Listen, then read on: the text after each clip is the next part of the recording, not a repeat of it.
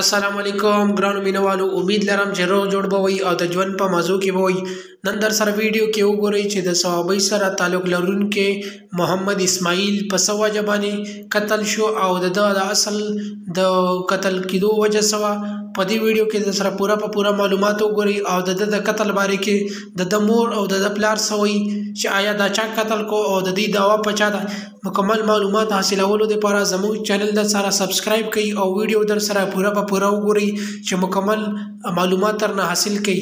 نن به تاسو ته موږ په دې ویډیو کې ښیو چې د صحابۍ سره تعلق لرونکی محمد اسماعیل په څه وجه باندې قتل کړی شو او د ده د اصل قتل کېدو وجه څه وه.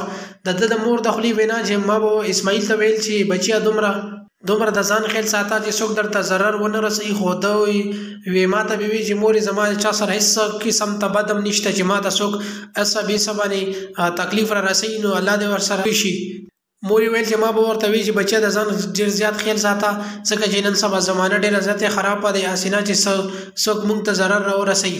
دې وجه به اسماعیل هر وخت دا خبره کوله چې زما د چا سره هېڅ قسم ته هیڅ قسمه ته دشمنی نشته، آیا ما ته بغیر د دشمنی نه څوک ضرر څنګه را رسوي. په دې ویډیو کې موږ تاسو ته ښیو چې آیا اسماعیل څنګه قتل شو. ویل چې د پیر په ورځ باندې پوره ورځ کې دا رانغله کور ته، نو موږ وویل چې دا چېرته به لاړي د ملګرو سره، خو په هغې ورځ هم رانغله او په بله ورځ هم پکې تېره شوه، خو د اسماعیل څه قسم خبر رانلو.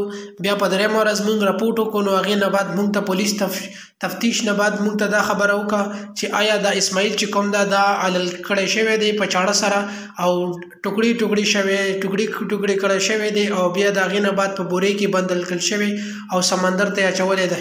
د هغې نه بعد بیا موږ تفتیش وکړو او د پولیسو موږ ډېر زیات شکرګزار یو چې زموږ ته د خپل ملزمان په لاس باندې راکړو. دا ټولې د اسماعیل د مور د خولې خبرې وي چې هغه کوم په دې ویډیو کې کړي وي.